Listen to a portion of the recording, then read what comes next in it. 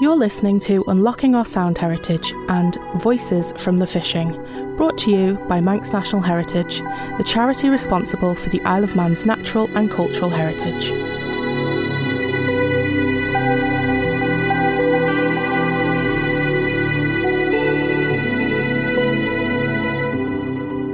The sound recordings you'll hear today and throughout this series on Manx Radio are part of a unique collection of around 600 sound recordings, digitised from the Manx National Heritage Sound Archive and available online thanks to Unlocking Our Sound Heritage, a UK-wide project to preserve and provide access to thousands of rare and unique sound recordings. Funded by the National Lottery Heritage Fund and led by the British Library, Manx National Heritage is grateful to its audio preservation partner at National Museums Northern Ireland and our listening volunteers for enabling this remarkable sound archive to be enjoyed for free for the first time online. The Unlocking Our Sound Heritage team at Manx National Heritage hope you enjoy eavesdropping on the voice clips we've chosen from the nation's sound archive, all of which can be listened to in full at imuseum.im.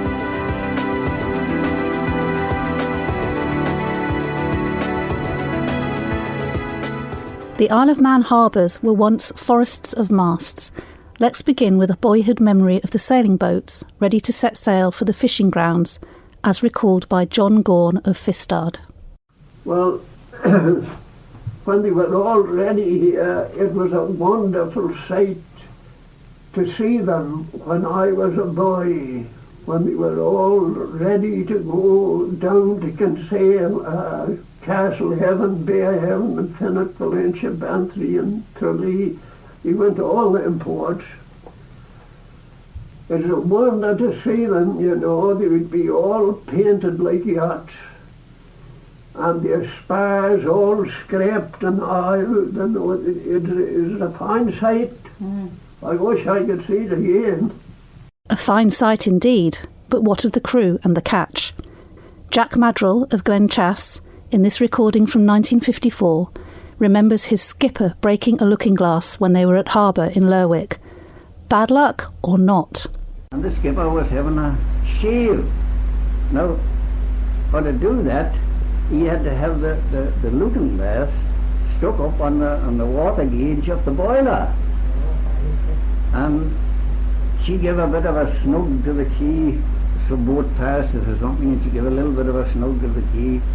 And down comes the looking glass on the boiler fire front, and it smashed in thousands of pieces. Oh, we got in the tantrums at once that we were finished, we could go home now, and we could do this, and we could do that, and we could do the other.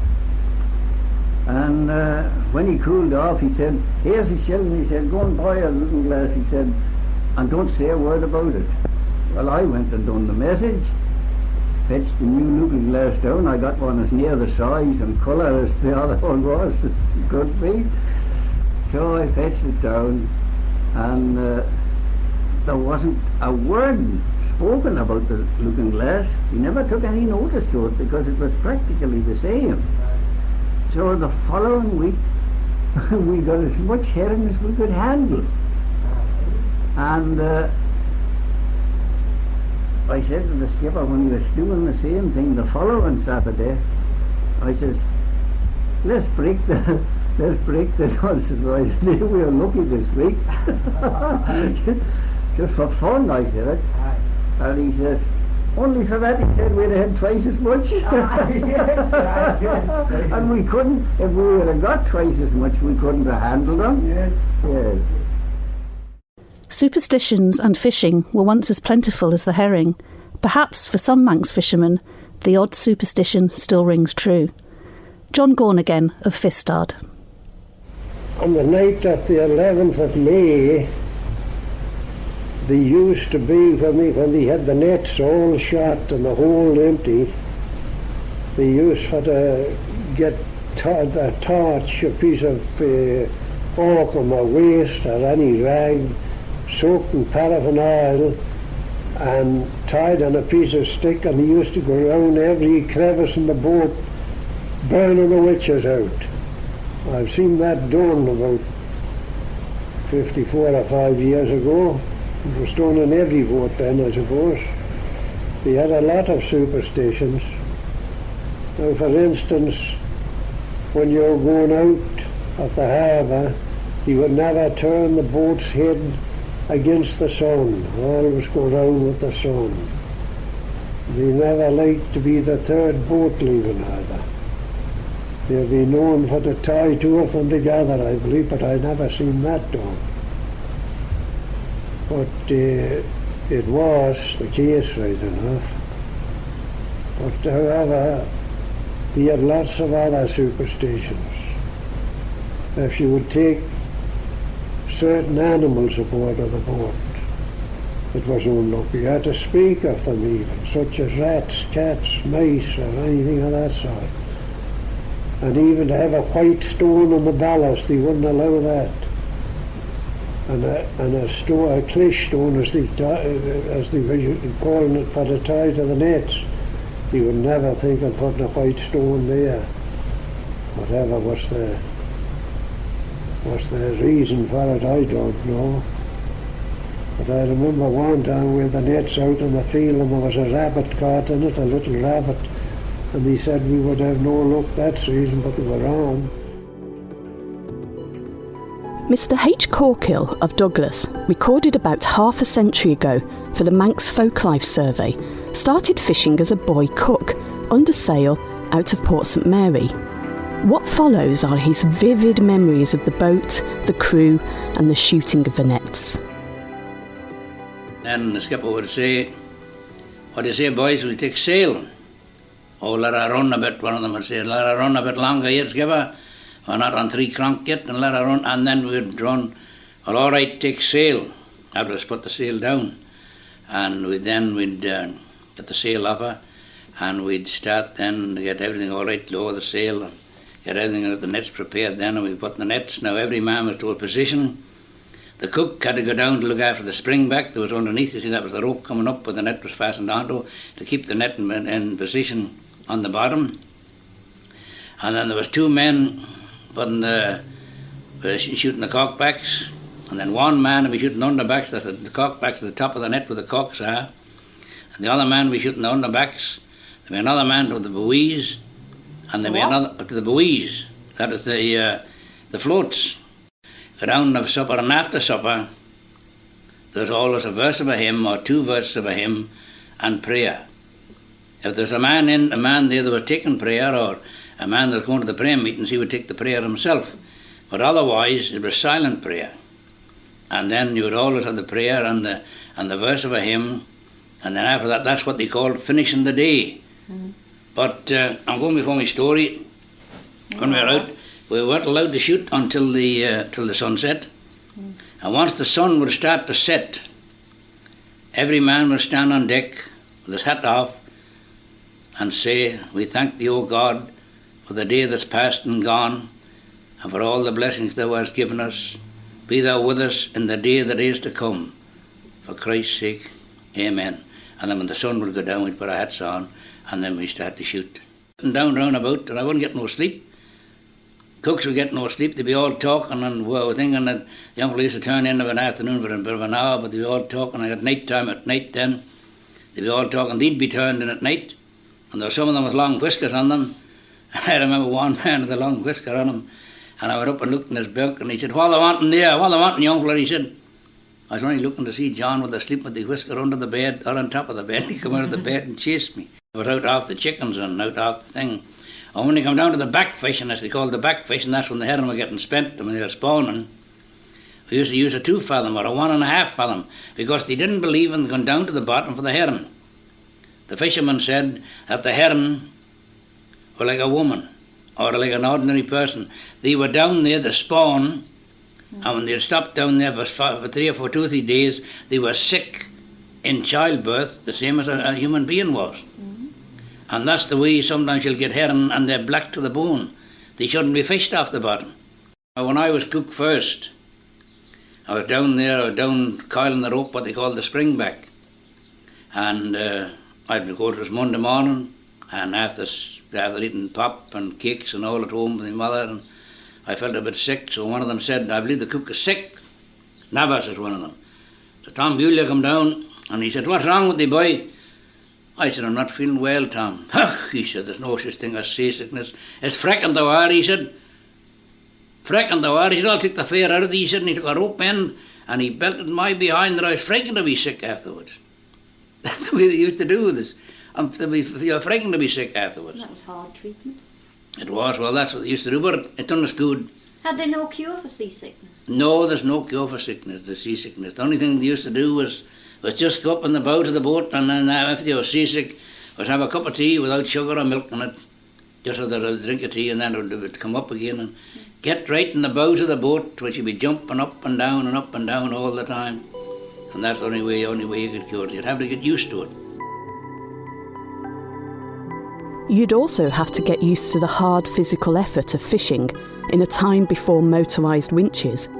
Edward Christian, born in Ramsey in 1907 and recorded in 1989, is here in conversation with Walter Clark from the Manx Museum, talking about fishing with line and hook off Ramsey. You know the length of a long line and all Yes, that. yeah. When you think of it, they would walk on 800 hooks. Yes. Yes. There's a lot of work in it. Yeah. 4 lines, Yeah. a mile. Yes. I know my father told me once that there was one Easter and it was flat calm, there was no wind, and 3 or 4 days they rowed out and rowed to shoot the lines and rowed to haul them and rowed back again. And Jimmy Bradford told me that he was fishing then, and he remembers after coming in on the Thursday before Good Friday and rowing all the way back in for about the 4th time with the shot of fish. He went home, he sat down, and Beanie filled a basin of tea for him. There was basins then, not cups. And he said he just sat there looking at it, and he never drank it to this day. He was asleep before he could even touch it. And she just covered him up in the chair and left him there. It was hard work, Walter. And those fellas would be coming in. You see, if you get an old paper or an old courier and have a look at the fish being landed in Ramsey in those days, it was 80. Yes. Yeah. The Master Frank landed 80. Yes. That was 80 fish. Yeah. Or another fellow might have 50 or 100 cod. Yes. Yeah. Now that was a ton of fish. Yes. Yes. They were big fish, weren't they? Yeah. Yes. Now just imagine pulling a big boat Yes. and a ton. You were pulling a ton through the water coming back. Yes. Oh yes. There's a lot of hard work in it. Skill and not just brute strength makes a fisherman, none more so than off the coast of the Isle of Man, when sailing by the soles of your feet in a fog required fishermen to improvise. Mr. Kelly of Garwick remembers those days navigating as a boy aboard the fishing boat Kitty. But there's one little thing I must mention. Well, it isn't a little thing, it was a very big thing those days, before I closed the saga of the boats. Now, there was no navigational aids of any kind in those days for the fishermen. They had to sail by the soles of their feet and the look of the sky and the smell of the wind.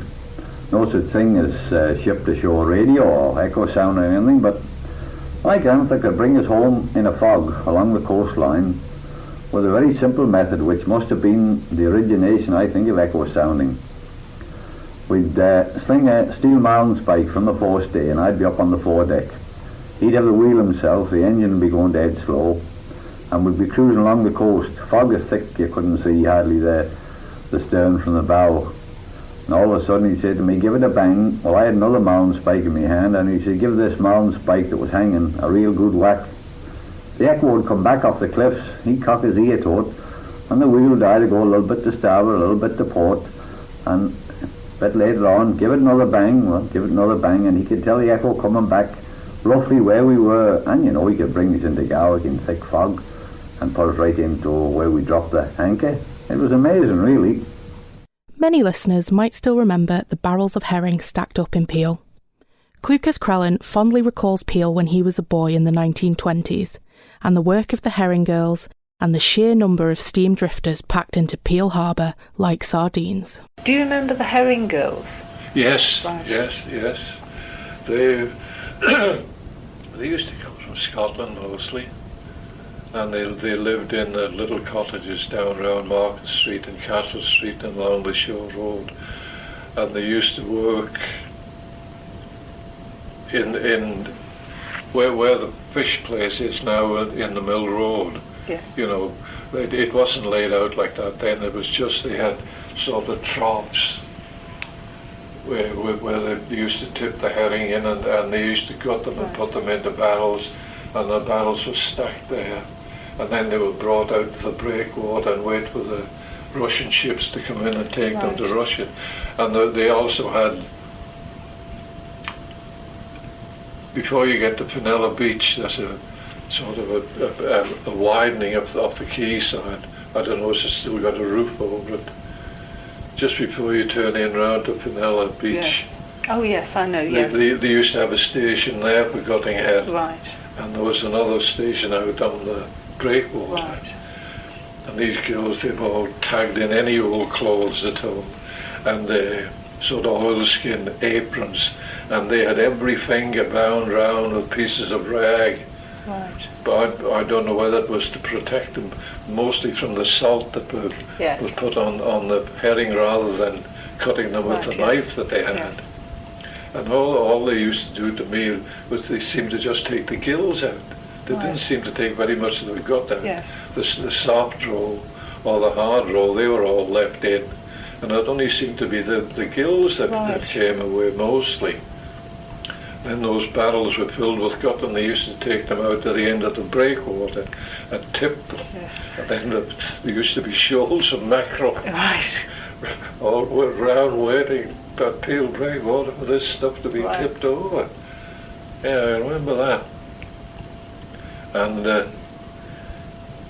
it was horses and carts moving the barrels of herring in the early days, and then it gradually got round to sort of motor wagons, but not so many of them. Do you remember there being any steam trawlers? Oh, I remember Peel Harbour being packed full of steam trawlers. That, I don't know, would that be in the 20s or the 30s? You could walk across from the weather glass across the other side, just on the decks of the steam trawlers. They were packed in like sardines. I think there's been as many as 110 steam trawlers in Peel. It's drifters, they were not trawlers. Right. Drifters. When the herring season was at its height, end of July and August, just in the beginning of September, and they used to come from all over Scotland and from Yarmouth and Fleetwood, and even down the east coast of Scotland. They used to come from Lossiemouth and places like that. Right. And even up to just before the war started, when the fishing boats stopped. 2022 marks the 100th anniversary of the opening of the Manx Museum, and so let's end with a story from William Cubban, one-time director of the Manx Museum, who remembers when he was 8 years old in 1873, a telegram delivered to a mother convinced of bad news about her son at the fishing. But let's hear William tell the story, recorded here in 1949. I saw the telegraph man from Port St. Mary come to the street with a telegram envelope in his hand. He said, "Sonny, where's Mrs. Christian's house?" I said, "I don't know. There's no Mrs. Christian here." Then I went and told my mother, and she sent the messenger to the house he wanted. I never knew her as Mrs. Christian. I only knew her as Dick Jemmy Begg's wife. The sum of 1 shilling was paid to the post office by receivers of telegrams in those days. Poor Mrs. Christian had no shilling, and my mother, to my great joy, went upstairs to a drawer and got the shilling for the messenger. I had, as a youngster, seemed to have developed the quality of a skeet. I was curious to see what would happen. Mrs. Christian, I saw, had put the brown-coloured envelope on the little round table. She hadn't opened it. I can still see the old body with her shoulder shawl and white apron sitting in her armchair. Tears were, I think, already falling from her eyes. She didn't dare to open the envelope for fear it carried the message that Tom, her youngest boy, had perished in the storm. Her eyes were still kept fastened on the envelope. Looking up, she saw me at the door, and after another spell she said to me, "Go to Mrs. Gorry, will ye, and tell her I want her." Mrs. Gorry came. She saw the envelope and the crying woman, who asked her to open the envelope. Mrs. Gorry said she would rather not, as she couldn't read. They both were certain that poor Tom, the favourite of the village, was drowned. Sure enough, the skipper and crew of the Lady Mary had perished off the Tosca. I can still hear the plaintive accouche of these two old cronies, the one uttering moans that would be proper at a wake, while rubbing her eyes with her white apron. Mrs. Gorry, kind soul she was, comforting her. There were no signs of the envelope being opened. I, being still a silent spectator by the door, was sent to tell my mother to come. She was in the middle of baking soda cakes, but she came at once. She saw the two women sitting at the table, both weeping. Mrs. Christian, pointing to the telegram, asked her to open it. This my mother did, and read the message aloud. It ran, "Arrived, can sail, all right. Send me clean shirts by Cowley's Dora."